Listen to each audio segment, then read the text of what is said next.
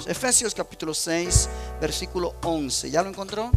Vamos a leerlo todo junto en voz alta. Dice así la palabra del Señor: vestíos de toda la armadura de Dios, para que podáis estar firmes contra las acechanzas del diablo. Otra vez, vestíos de toda la armadura de Dios, para que podáis estar firmes contra las acechanzas del diablo. Padre, oramos y nos ponemos en tus manos en esta hora que vamos a hablar de tu palabra. Te damos gracias por este momento de adoración, de alabanza. Sabemos que tu presencia está en este lugar, pero ahora queremos que sea tu Espíritu quien nos dirija, quien nos guíe a la verdad de tu palabra. De modo que cada cosa que yo enseñe aquí, Señor, sea en tu nombre y de acuerdo a lo que está escrito, para que tu nombre sea glorificado y para que tu pueblo sea edificado. Te doy a ti la gloria, te doy a ti la honra y toda la alabanza en el nombre de Jesús. Y todos dicen amén. Puede tomar su asiento. Gloria al nombre del Señor. Sí, he estado hablando por 2 semanas anteriores acerca de este tema en Efesios 6, al cual yo puse por título: firmes contra las acechanzas del diablo. Amén. ¿Sí recuerda eso? Firmes contra las acechanzas del diablo. Y es una enseñanza que yo creo que es muy relevante, muy necesaria, aun cuando muchos ya la conocemos, la hemos oído, yo la he enseñado aquí en otras ocasiones, pero yo pienso que nunca es demasiado aprender acerca de lo que la Biblia enseña acerca de este tema. Y hemos mirado en este pasaje, versículo 11, cuando Pablo dice: vestíos de toda la armadura de Dios, para que podáis estar firmes contra las acechanzas del diablo. Y yo mencioné en la primera ocasión que tuvimos este tema, que las acechanzas del diablo son los métodos, las estrategias, la astucia, el proceder del enemigo con planes engañosos para apartar al creyente de la verdadera fe en Jesús. Métodos que Satanás usa para venir en contra del creyente. Y mencionamos diferentes métodos que él usa, y pues muchos de estos métodos, y no todos porque hay otros que no están puestos acá, pero mencioné falsas enseñanzas por medio de falsos maestros, ¿se acuerdan? Mencioné resentimiento y falta de perdón.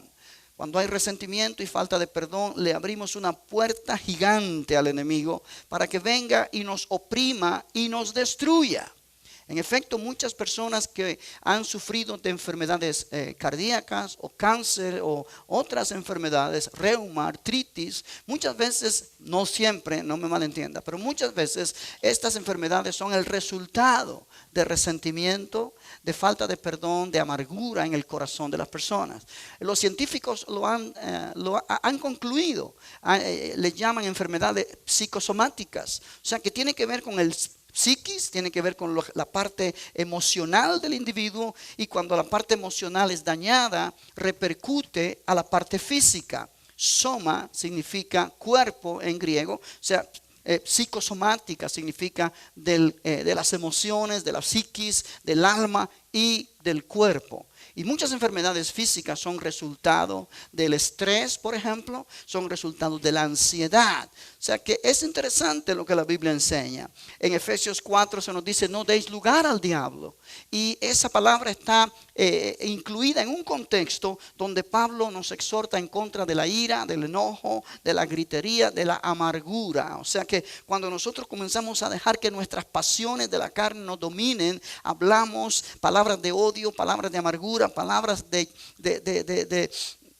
enojo, aunque después nos arrepentimos, pero ya la dijimos. Muchas veces nos vamos a la cama en la noche guardando eso con nosotros y no sabemos que le estamos dando un lugar inmenso al enemigo para que tome control de nuestra vida. Recuérdate que la Biblia dice: no deis lugar al diablo. Quiere decir que si no le damos lugar, él no tiene ningún lugar. Somos nosotros los que abrimos la puerta al enemigo. Y por eso la palabra de Dios enseña estas cosas, y por eso es la necesidad de aprender. Otra de las estrategias del enemigo es ceguera espiritual. Sí, el enemigo ciega las mentes de los incrédulos. Mundanalidad fue otra de las acechanzas del diablo. Cuando el cristiano quiere vivir a la manera del mundo y comienza a pensar, a vivir, a actuar como el mundo actúa. Filosofías humanas o humanistas y doctrinas de demonios también. Y pudiéramos ahí sumar muchas y muchas más estrategias que el enemigo usa. Ahora, la vez pasada yo mencioné la segunda parte de esta enseñanza, donde enfaticé la necesidad de estar firmes o la necesidad de la firmeza. La primera vez fue enfatizando cuáles son las acechanzas del diablo, y la segunda vez fue enfatizando la necesidad de la firmeza, la necesidad que tenemos de estar firme. Y yo mencionaba, entre otras cosas, que nosotros debemos estar firmes para resistir al diablo en el día malo, resistirlo. Pero yo enfaticé también que el diablo o el enemigo también nos resiste a nosotros. Y cuando nosotros predicamos la palabra, testificamos a otras personas, siempre él va a querer oponerse a nuestro testimonio, a nuestra predicación, a nuestra forma de servir al Señor, causando ciertas distracciones en las personas a quienes tú le estás hablando, para que el mensaje no llegue al corazón de ellos. Y yo mencioné, por ejemplo, cuando Pablo le estaba hablando al procónsul Sergio Paulo, que hubo un brujo que se interpuso y comenzó a tratar de desenfocar al procónsul de lo que Pablo le estaba diciendo. Y Pablo tuvo que reprender a este hombre y le dijo que iba a estar ciego. Lo reprendió, lo maldijo, y el hombre cayó ciego en aquel momento. Y uno diría, bueno, ¿por qué Pablo hizo eso? Y qué tan no es que Dios es el Dios que sana, ¿cómo es que Dios maldice? Entiende esto. Pablo tuvo discernimiento de que las acciones de este brujo eran con el propósito de apartar la mente de aquel hombre cuyo corazón estaba abierto para recibir el mensaje del Señor.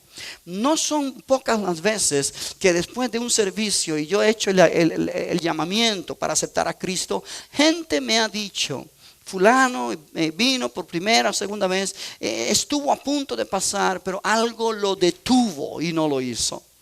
¿Qué tú crees que fue ese algo que lo detuvo y no lo hizo? El enemigo usa muchas cosas para resistir el poder del evangelio. Amén. Y uno tiende a desanimarse o tiende a pensar que las cosas no van a ser posibles, pero es aquí donde nosotros necesitamos estar firmes y no ceder terreno. Aleluya. Necesitamos estar firmes. Y yo mencionaba esa última vez, el enemigo trata de impresionarnos por medio de circunstancias o situaciones donde él se muestra como que tiene un poder invencible. Oh, cuántas veces la gente, incluso cristianos, pastor o hermano, es que el diablo tiene mucho poder. O sea, cuando tú dices eso, tú estás exaltando al enemigo sin darte cuenta. Es cierto que el diablo tiene mucho poder, pero el poder de él es efectivo sobre aquellos que no creen el poder de la palabra de Dios. Si para un cristiano el enemigo está vencido, porque Cristo lo venció y nosotros caminamos por fe. Para aquellos que no tienen a Cristo, desafortunadamente, el enemigo sí es un ser muy poderoso. Por eso necesitamos la intercesión por ellos. Ahora, yo enfaticé esto y lo quiero mencionar a manera de introducción. Nuestra resistencia al enemigo es basada en la confianza que tenemos de la victoria de Cristo. Cristo ya nos ha dado la victoria. Y es nuestra fe en Él y en su victoria que nos da a nosotros la fuerza por el poder del Espíritu para resistir y avanzar en el cumplimiento de su propósito. Ahora yo quiero enfatizar esto también aquí en esta enseñanza, porque es muy al punto. Muchas veces cuando estudiamos la armadura del cristiano o estos pasajes de Efesios 6, pensamos que somos invencibles nosotros. Pensamos que nada malo nos va a pasar porque estamos creyendo lo que dice la Biblia y nos equivocamos. Yo quiero que tú entiendas que cuando Pablo está escribiendo esto, él estaba preso. No estaba en un picnic. No estaba detrás de un escritorio en una iglesia predicando detrás de un púlpito. No, estaba preso. Estaba prisionero por ser cristiano. Amén. Estaba pasando un mal momento. ¿Qué quiero decir con esto? Que realmente vienen momentos de adversidad, donde el enemigo incluso parece que está ganando la batalla. Cuando Pablo y Silas fueron metidos en el calabozo allí en Filipos por haber hecho libre a una mujer que estaba endemoniada, terminaron siendo golpeados, maltratados y metidos en un cepo allí con toda clase de inmundicia alrededor de ellos, y no era justo. Y si la mente de ellos hubiera sido de una forma carnal, hubieran comenzado a resentirse con Dios, a resentirse con cómo Dios les está pagando lo que ellos están haciendo para servirle a Él. Pero Pablo y Silas entendían que hay un adversario, que hay un enemigo. Y en una batalla, iglesia, oye bien esto, en una batalla tanto tú vas avanzando como el enemigo avanza también. Tanto tú tienes estrategias como el enemigo tiene estrategias también. O sea, él se va a defender de los ataques que nosotros le hacemos con el poder del evangelio. Ahora, yo no digo esto para asustar a nadie, al contrario.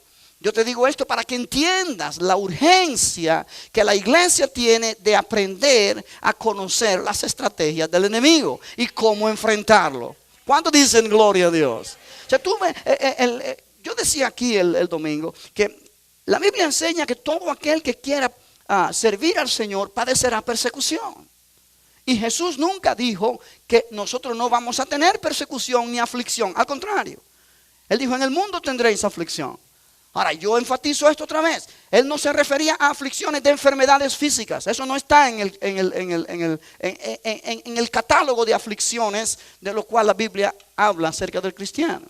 Las aflicciones y persecuciones se soportan con firmeza.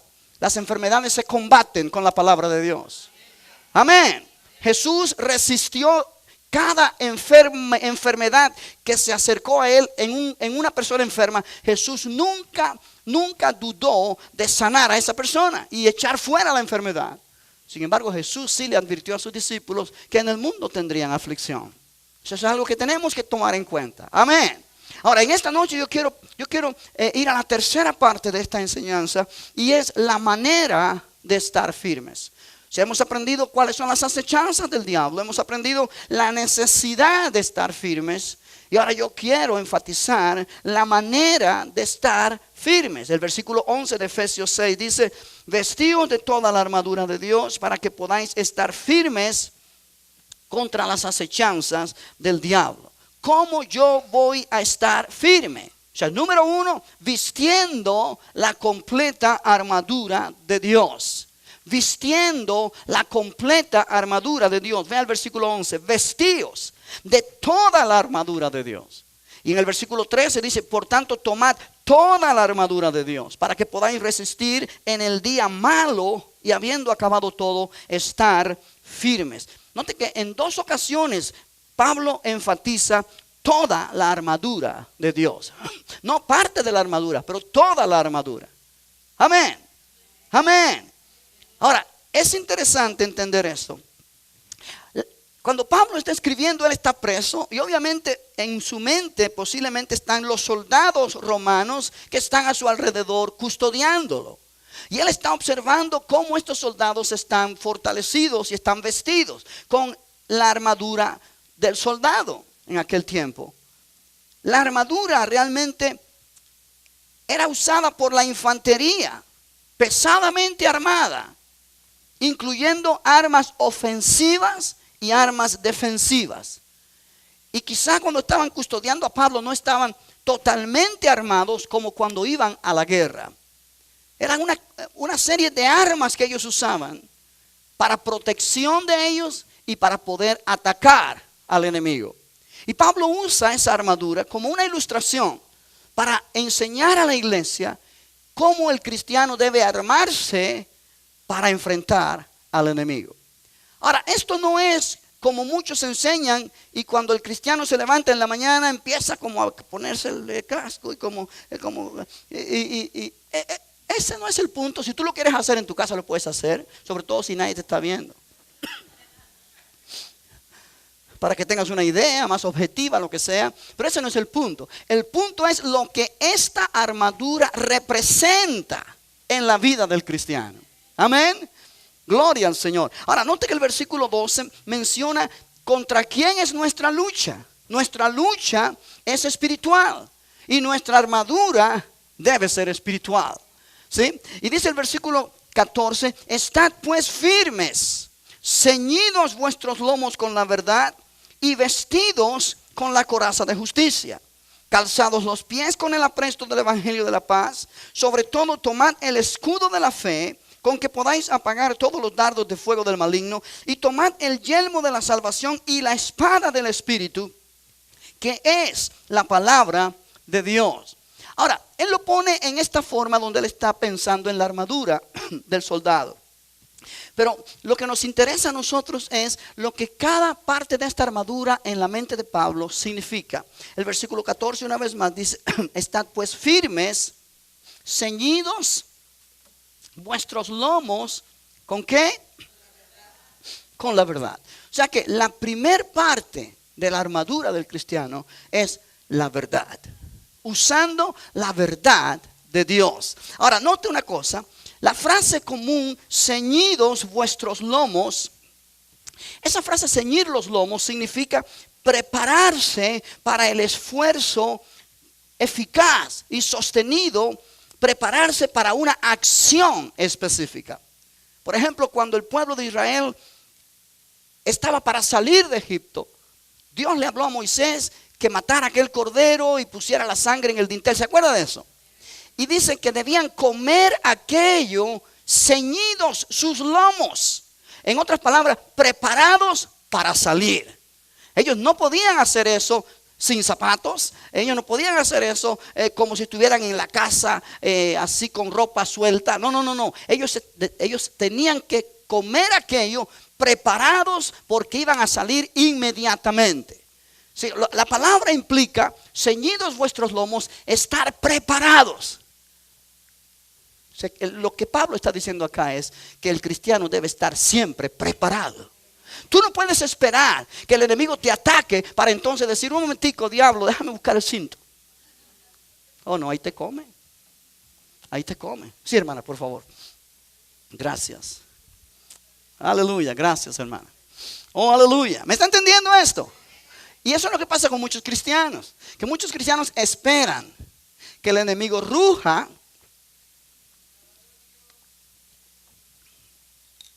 para entonces armarse. Y es al revés. Debes armarte antes que el enemigo ruja. ¿Ah? Hay gente en el mundo que dice no es lo mismo hablar del diablo que ver al diablo llegar. Eso es el mundo. Pero en el cristiano es igual. Si tú no te armas, porque todo está bien, cuando viene el día malo, cuando el enemigo te ataca de repente, porque él usa las cosas de repente. Y tú entonces vas a armarte. Y entonces tú vas a leer la Biblia. Y entonces tú vas a tratar de caminar. Estás caminando asustado. Estás caminando en ansiedad. Eso no es fe. Eso no va a llevarte a nada. Eso es tratar de aparentar algo que no es.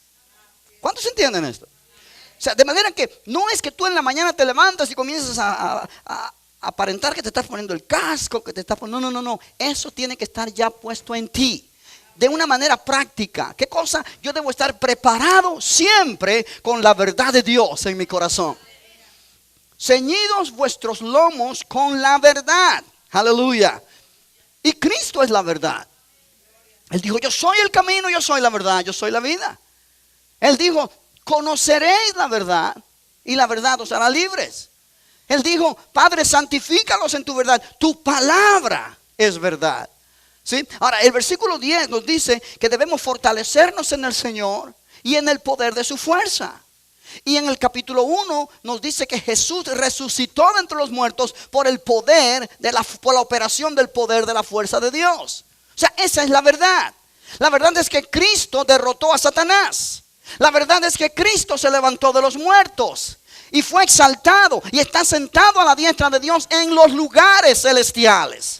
Sobre todo principado y potestad. No importa cuán terrible aparenta ser el enemigo, Jesucristo lo venció y tiene total y completa autoridad sobre él.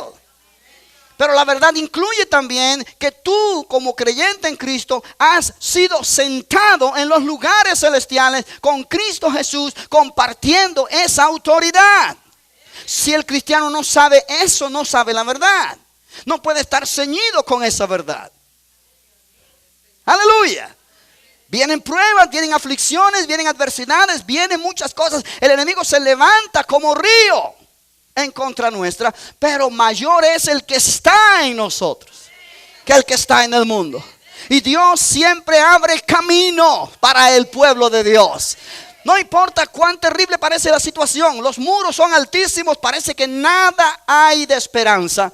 Pero el cristiano que conoce la verdad sabe que Dios está especializado en abrir caminos donde no hay caminos, en abrir puertas donde no hay puertas. Pero él necesita estar armado con esa verdad, con la realidad de la palabra de Dios. Alabado sea el nombre del Señor. O sea, el cinto era lo que sujetaba el resto de la armadura en el cuerpo del soldado. Él vestía una ropa interior y entonces se afirmaba el cinto, y allí en ese cinto estaba la espada y estaban otras partes de la armadura. Incluso muchos piensan que aún la coraza estaba colgando de ese cinto, y entonces ellos se ponían y se armaban la coraza, que también estaba como conectada con el cinto. O sea, el cinto es totalmente importante, porque es la verdad de Dios.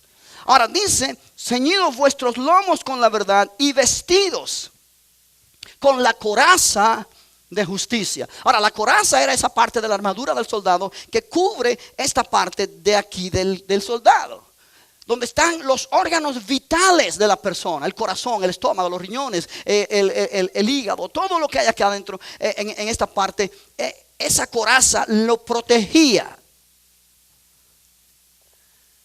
Pablo dice que nuestra coraza es la justicia. Ahora, cuando él habla la coraza de justicia, él se está refiriendo primeramente a la justicia que nosotros tenemos por ser creyentes en Cristo posicionalmente. En otras palabras, 2 Corintios 5:21 dice que al que no conoció pecado, Dios lo hizo pecado, para que nosotros fuésemos hechos justicia de Dios en él. Tú y yo éramos pecadores cuando no conocíamos a Jesús. Ahora somos la justicia de Dios en Cristo.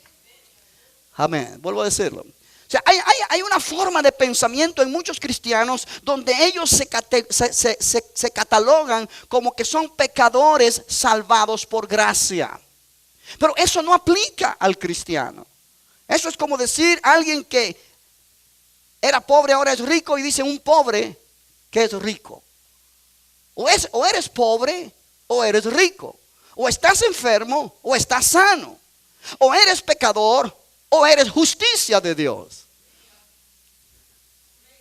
Cuando tú tienes la mentalidad de que tú eres un pecador, tú pecas. Porque ¿qué es lo que hace el pecador? Pecar.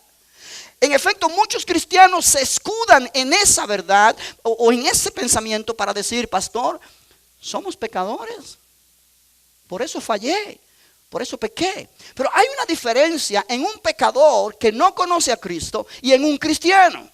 No quiere decir que un cristiano no peca, porque no hay persona perfecta. No hay hombre que no peque, dice la Biblia.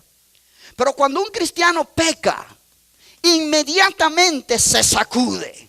Inmediatamente entiende que ha fallado a Dios, que ha pecado contra Dios. Su seguridad ha sido quitada. Necesita inmediatamente reconciliación con Dios. Necesita inmediatamente volver a esa comunión con Dios para poder tener esa coraza de justicia en él. Aleluya. Aleluya. En 1 de Juan 1:9 dice: si confesamos nuestros pecados. O sea, el apóstol Juan está escribiendo a cristianos. Y él dice: si confesamos nuestros pecados. Quiere decir que los cristianos pecamos, pero no somos catalogados como pecadores delante de Dios. Ya me sé que me está mirando un poco raro, pero necesito que usted lo lea conmigo. En 1 de Juan, mira conmigo 1 de Juan. 1 de Juan capítulo 3 primero. 1 de Juan 3. Esta es una enseñanza. Queremos aprender la Biblia. Aleluya. Aleluya. 1 de Juan 3. Oh, gloria a Dios.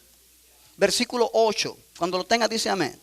Dice, el que practica el pecado es ¿de quién? Del diablo. Porque el diablo peca desde el principio. Para esto apareció el Hijo de Dios. Para deshacer las obras del diablo.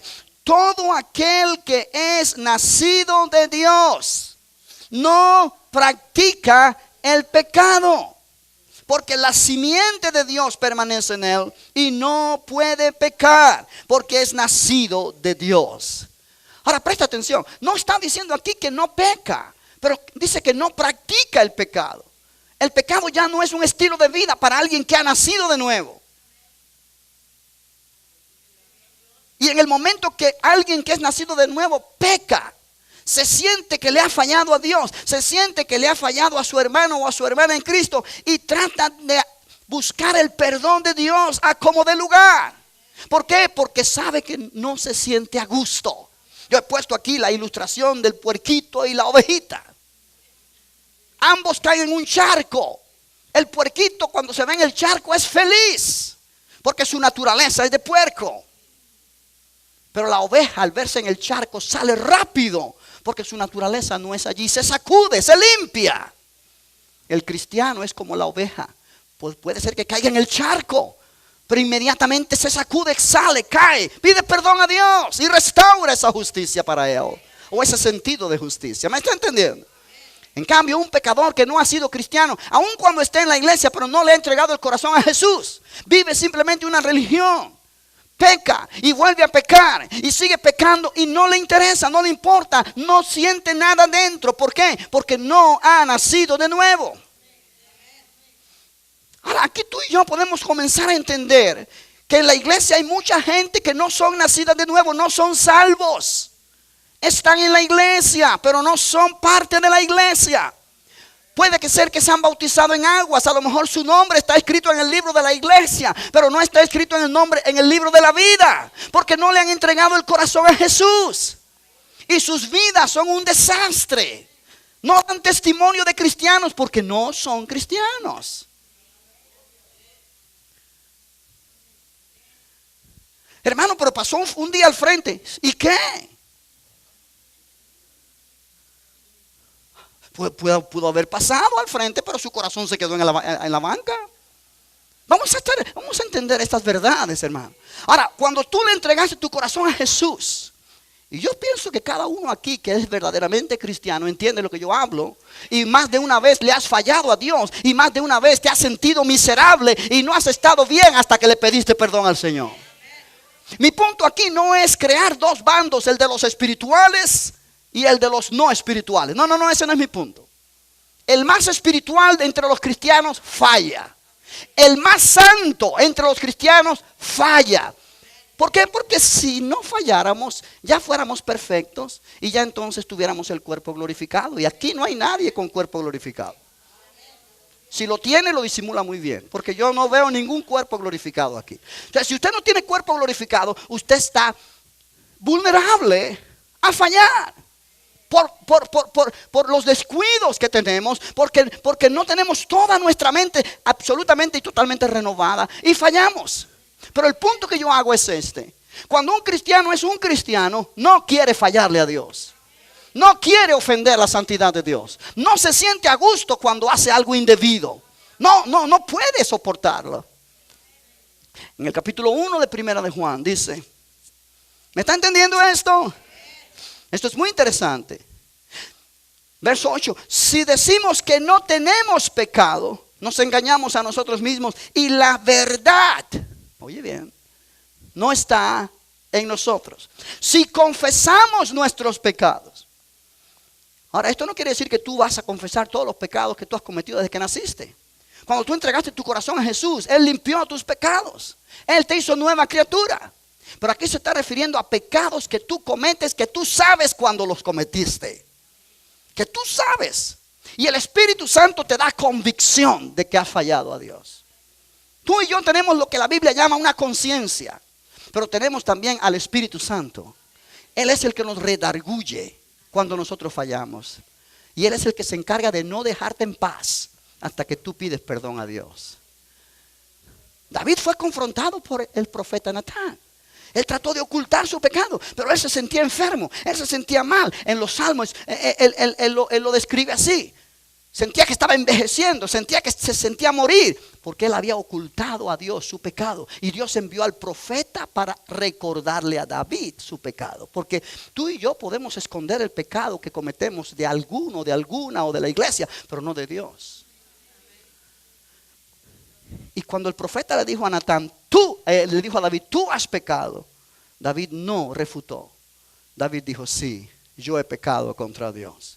Cuando él dijo, sí, yo he pecado contra Dios, él no hizo otra cosa sino confesar su pecado a Dios. Oye lo que dice 1 de Juan 1:9, si confesamos nuestros pecados. Ahora, la palabra confesar significa decir la misma cosa, decir lo mismo. Eso es lo que significa la palabra confesar de acuerdo al idioma griego. El verbo homologeo. Si confesamos nuestros pecados, en otras palabras, si decimos lo mismo que Dios dice acerca de nuestros pecados. Quiere decir que antes que yo confiese mi pecado a Dios, Dios, por medio del Espíritu Santo, me ha dicho ya que yo he pecado. Por si acaso a mí se me olvidó. Amén. Ahora, cuando el Espíritu Santo te redarguye a ti y te dice, tú has pecado, no trates de excusarte, no trates de echarle la culpa a otra persona. Admite tu responsabilidad, admite tu culpa, porque estás enfrentando al Espíritu de Dios. Y dile, sí Señor, yo he pecado. Cuando tú haces eso, tú estás confesando tu pecado.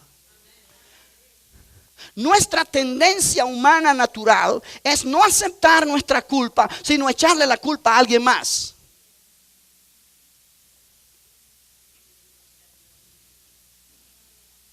Amén. Amén. Nosotros necesitamos ser hombres y mujeres que asumimos nuestra responsabilidad y somos responsables de nuestras acciones. ¿Qué fue lo que hizo Adán?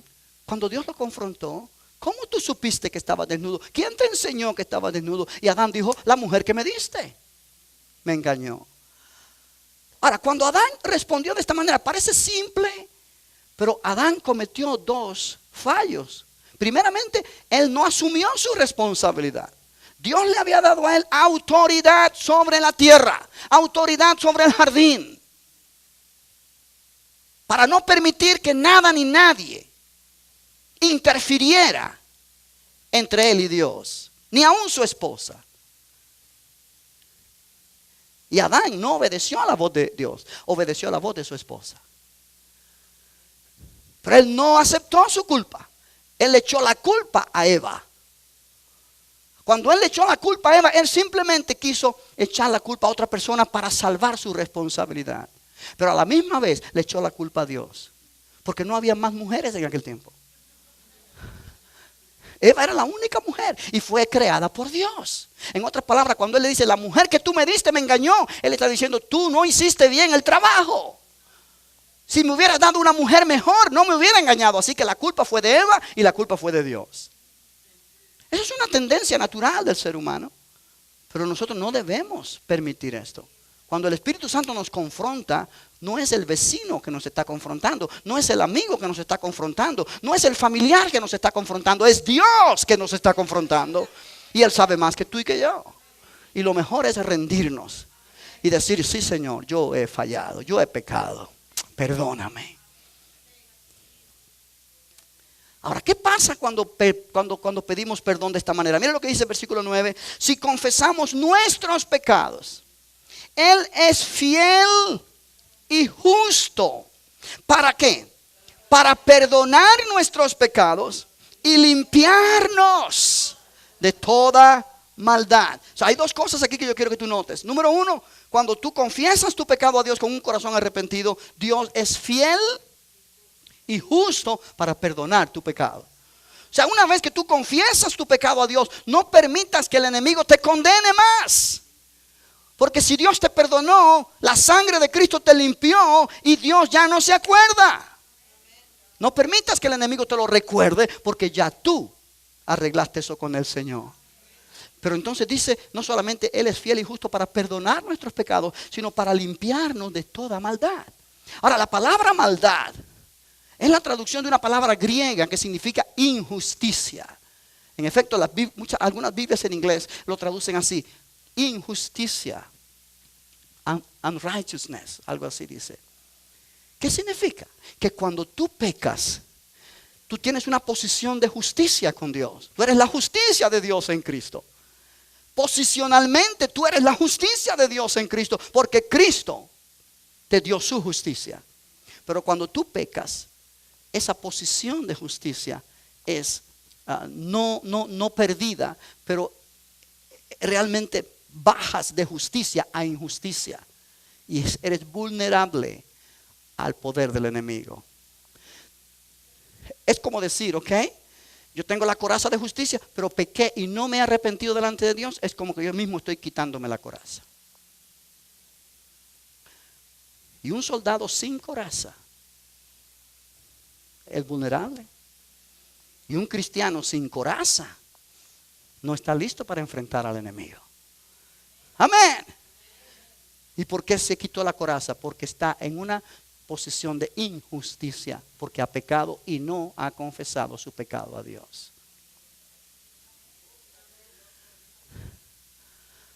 Oh, pastor, pero no pierde su salvación. En este punto que estamos enseñando, no pierde su salvación necesariamente, pero pierde su comunión con Dios. Y cuando tú pierdes tu comunión con el Señor, tú eres vulnerable al enemigo. Tú pierdes ese sentido de autoridad espiritual. Tú pierdes ese sentido de justicia de Dios. Y ahora eres vulnerable a la condenación del enemigo. Y hay cristianos que están bajo condenación porque no han aprendido a caminar en esta verdad que yo te estoy enseñando esta noche. Ahora yo te estoy enseñando esto porque nadie nace sabiendo.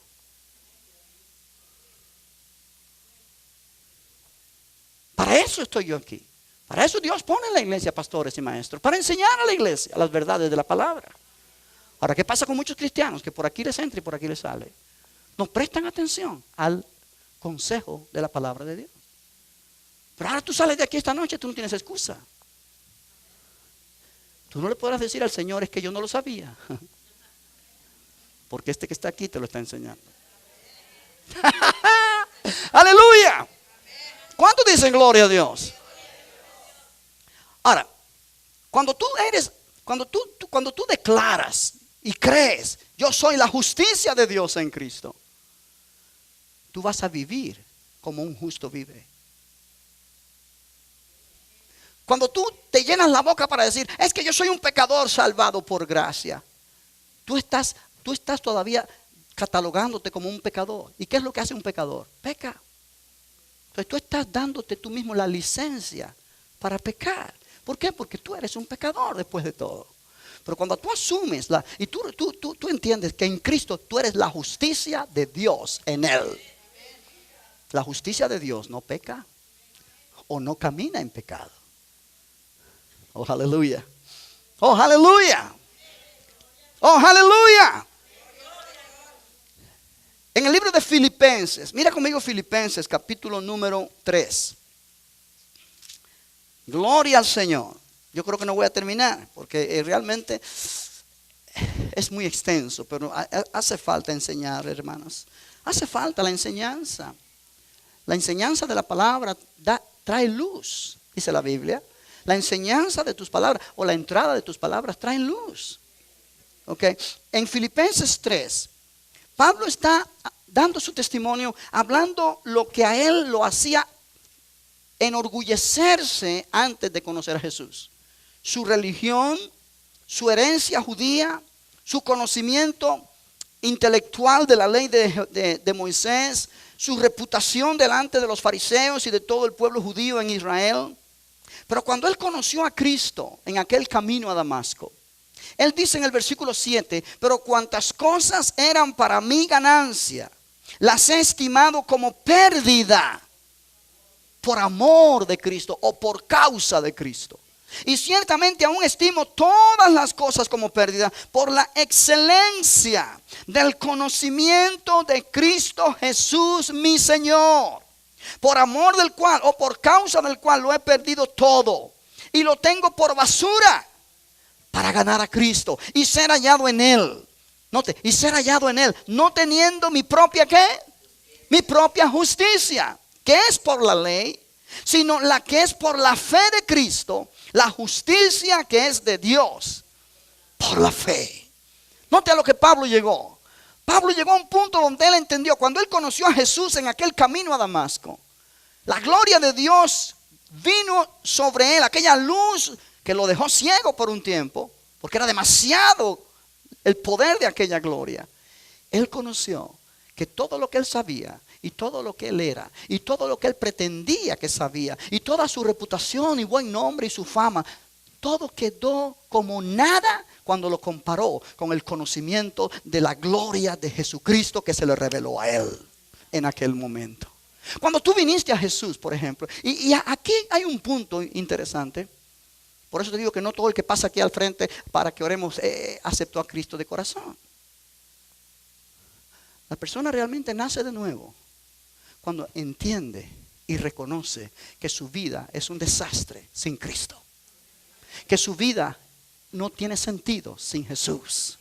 No importa cuánto sepa, cuánto tenga, cuánto valga delante de los hombres. Cuando él oye el mensaje del evangelio que dice: por cuanto todos pecaron y están destituidos de la gloria de Dios, no hay justo ni aun uno. Oh, pero yo estudié en tal universidad. Oh, pero yo me he portado bien toda la vida. Pero la Biblia dice: no hay justo ni aun uno, ni aun tú. Entonces yo tengo que decir: wow, entonces ¿dónde está mi ayuda? Yo necesito a Cristo en mi vida. Porque solo Cristo satisface. Porque solo Cristo es la respuesta. Porque solo Cristo me levanta, me fortalece, me da nueva vida y una esperanza gloriosa. Cuando eso sucede en la vida de un cristiano, todo lo que para él era ganancia, ahora es pérdida. Porque solo Cristo tiene valor. Todo lo demás es secundario. Todo lo demás puede ser bueno, puede ser interesante, puede tener casa, puede tener carro, puede tener dinero, puede tener salud, puede tener conocimiento intelectual, grados universitarios. Todo eso es buenísimo. Pero todo eso nunca va a ser lo primero en ti. Después que tú entendiste lo que el plan de salvación es, lo que el amor de Cristo es. Aleluya, aleluya, aleluya. Tu reputación delante de la gente no te da justicia delante de Dios. Aún tu esfuerzo religioso por agradar a Dios no te da justicia delante de Dios. Nuestra propia justicia, dice la Biblia, es como trapo de inmundicia delante de Dios. Las obras que tú hagas no te ganan la salvación con esas obras.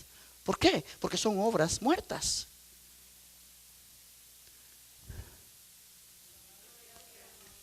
Aleluya, aleluya. Y Pablo dice: todo lo que para mí era ganancia, lo tengo como basura, como pérdida. La palabra basura es fuerte. La palabra basura es como estiércol. A fin de ganar a Cristo y ser hallado en Él. No teniendo mi propia justicia, que es según la ley, sino teniendo la justicia de Cristo. La justicia de Cristo. ¿Qué significa esa frase? Cristo era y es justo y justicia de Dios. Nadie lo puede señalar y acusar y condenar. Jesús dijo en una ocasión: ¿quién me redarguye de pecado? ¿Quién me puede señalar que yo he pecado? Él era la justicia de Dios. Él era la justicia de Dios. Él nunca cometió un solo pecado. No hubo engaño en su boca. Satanás no podía tomar ventaja de él. Absolutamente no, porque él era la justicia de Dios. Los fariseos trataron de matarlo algunas veces, pero no pudieron. Él se les fue, porque ellos no lo podían tocar hasta que él se entregara a sí mismo. Él dijo: nadie me puede quitar mi vida. Eso es la justicia de Dios. Eso es la justicia de Dios. El pecado no tiene dominio sobre la justicia de Dios. La muerte no tiene dominio sobre la justicia de Dios. El diablo y sus demonios no tienen dominio sobre la justicia de Dios. Cristo es la justicia de Dios. Nadie lo puede señalar. Nadie le puede redarguir de pecado. Pero oye bien esto ahora. Tú y yo hemos sido puestos en Cristo.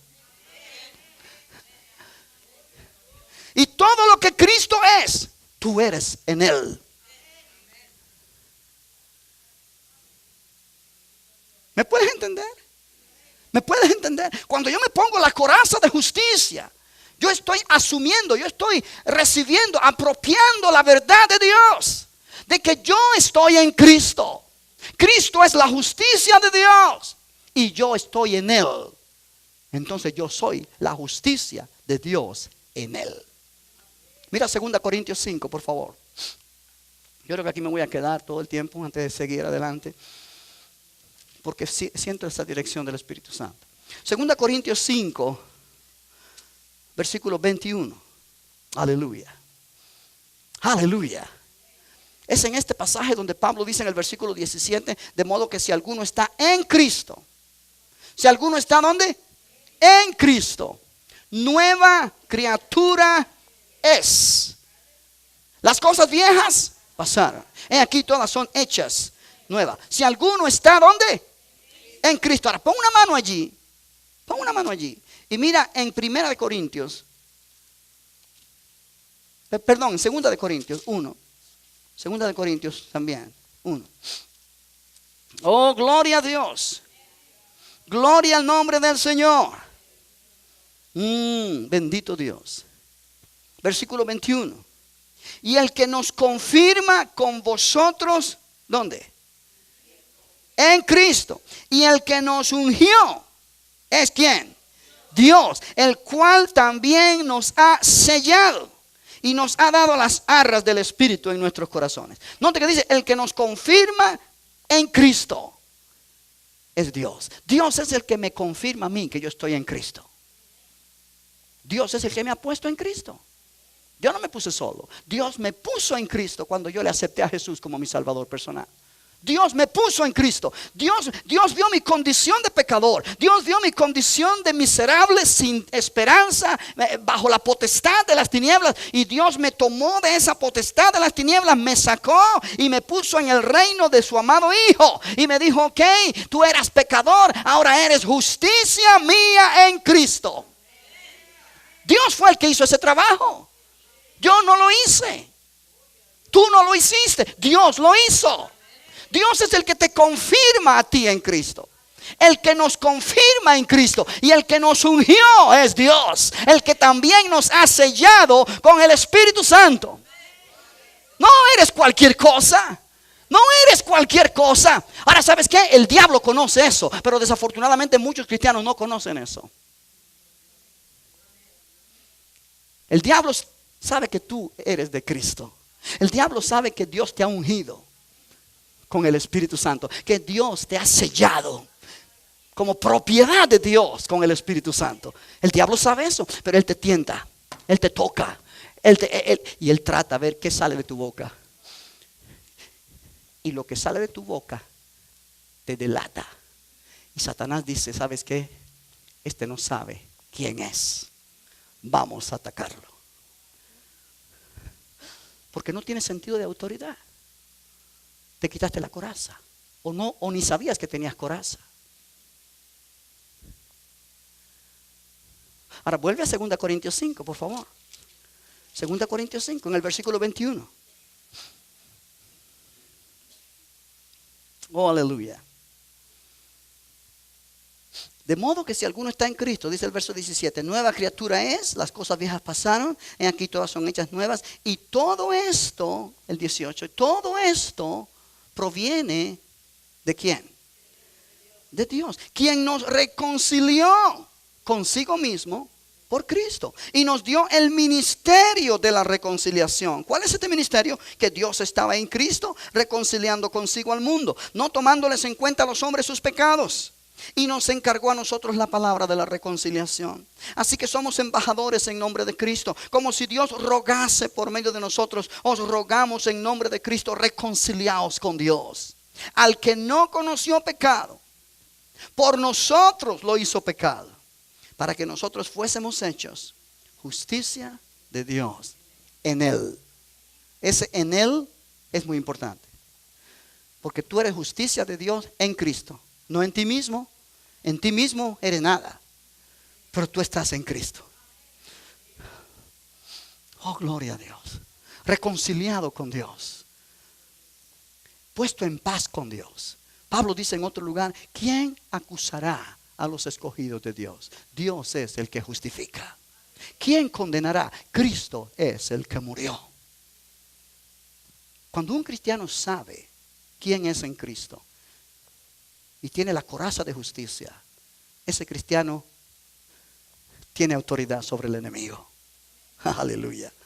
Cuando el enemigo viene con dardos de condenación, cuando viene a susurrar a tu oído lo miserable que tú eres, porque has fallado acá, has fallado allá, porque no eres perfecto, porque eres un hipócrita, cuando tú sabes que no es cierto, porque tú has confesado tu pecado a Dios. Tú puedes decirle al diablo, ¿sabes qué? Te voy a decir diablito para ser un poco cariñoso contigo. Pero está escrito, tú no me puedes acusar, porque Dios me justificó.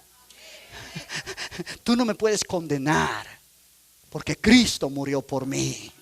Cristo resucitó por mí. Cristo ascendió al cielo y está sentado a la diestra de Dios. Él intercede por mí. ¿Sabes qué, diablo? Tú no tienes autoridad ni poder para condenarme, ni acusarme, ni tratar de denigrarme a mí como persona. Yo estoy en Cristo. Sal de mi vida, sal de mi pensamiento, sal de mi circunstancia, en el nombre de Jesús. Yo soy la justicia de Dios en Cristo Jesús. Órale ese aplauso al Señor en esta noche. Bendito el nombre de Jesús. Bendito el nombre de Jesús. Ahora una última escritura antes de terminar. En Efesios capítulo 4. Efesios 4. Dios mediante, la semana próxima continuamos en esta enseñanza, mirando el resto de la armadura. Efesios capítulo 4, en el versículo 21.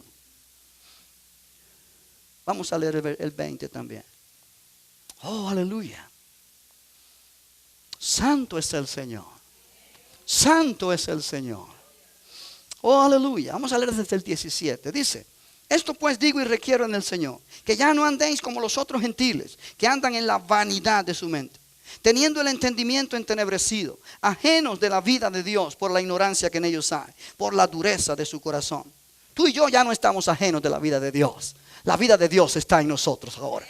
Los cuales después que perdieron toda sensibilidad, se entregaron a la lascivia para cometer con avidez toda clase de impureza. Mas vosotros no habéis aprendido así a Cristo, si en verdad le habéis oído y habéis sido por él enseñados, conforme a la verdad que está en ¿quién?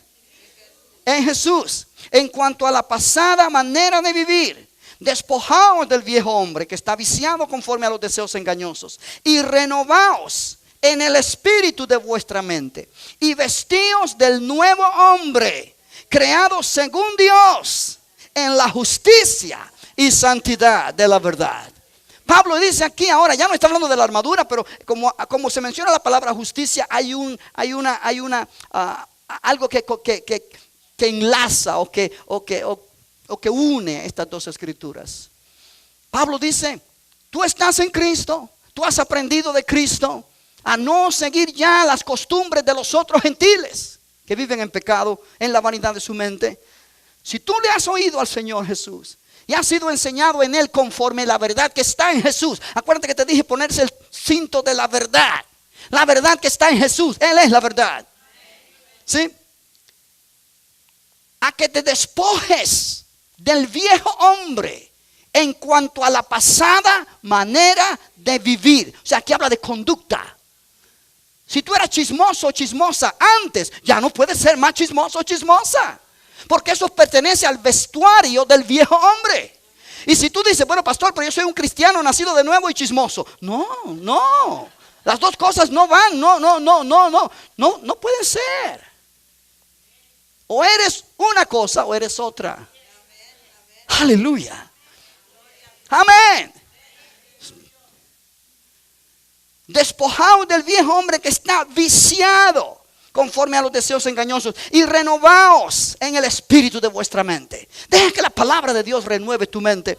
Y vístete del nuevo hombre que es creado según Dios en justicia y santidad de la verdad. Este nuevo hombre que está en ti ahora, en tu espíritu, nacido de nuevo, no es pecador. Es justicia de Dios. Es creado según Dios en la justicia y santidad de la verdad. Es creado a la imagen de Dios. Tu hombre interior, tu espíritu nacido de nuevo es como Cristo es. Vístete conforme a ese nuevo hombre. Quiere decir, comienza a renovar tu mente y a decir, ok, si yo soy la justicia de Dios en Cristo, porque la Biblia lo dice, yo debo caminar como justicia de Dios en Cristo. Entonces yo no debo hacer las cosas que un pecador hace, yo debo hacer las cosas que la justicia de Dios hace. Yo no debo hablar como los pecadores hablan, yo debo hablar como Cristo habla. Yo no debo dejar que mis pasiones de la carne me dominen, yo debo caminar en el Espíritu para que la vida de Cristo se refleje en mí. Cuando uno camina bajo el pretexto de que soy pecador, vas a pecar. Pero cuando caminas bajo la verdad de que eres la justicia de Dios en Cristo, ese pensamiento va a comenzar a dirigir tu vida y va a comenzar a hacerte sensible a las cosas que la justicia de Dios hace, no la cosa que el mundo hace. Y eso quiere decir que tienes puesta la coraza de justicia. Aleluya. Aleluya. Es parte de la armadura de Dios. Vamos a dejarlo aquí ahora. Vamos a dejarlo aquí porque yo creo que hemos recibido demasiada información en esta noche. Pero información gloriosa.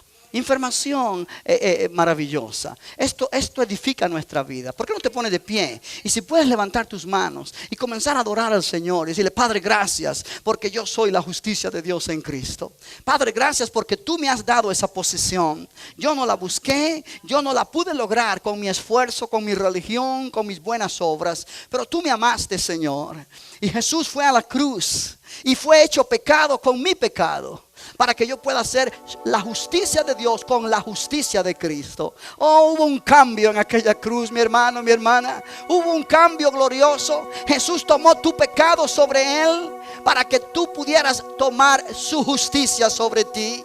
Oh, hubo un cambio glorioso. Comienza a vestirte como lo que eres hoy día. Vestir el nuevo hombre creado según Dios en la justicia y santidad de la verdad. Oh, Padre, gracias, gracias, gracias. Gracias, Señor, por esta palabra. Gracias por estas verdades tan maravillosas que cuando la podemos aceptar, entender y apropiar, cambian nuestra vida. Oh, gracias te damos en esta noche en el nombre de Jesús, porque nadie nos ha amado como Cristo. Nadie nos ha amado como tú. Tú quitaste el vestido de pecado que nosotros teníamos. Tú quitaste aquel vestido de miseria, de maldad, de injusticia que llenaba nuestro ser. Y tú nos has vestido con ropa nueva. Tú nos has vestido con ropa de gala. Tú nos has vestido con ropa de justicia. Aleluya. Nuestro espíritu nacido de nuevo es la justicia de Dios en Cristo Jesús. A ti damos la gloria en esta noche. A ti damos la honra en esta noche. Oh, toda la alabanza pertenece a ti.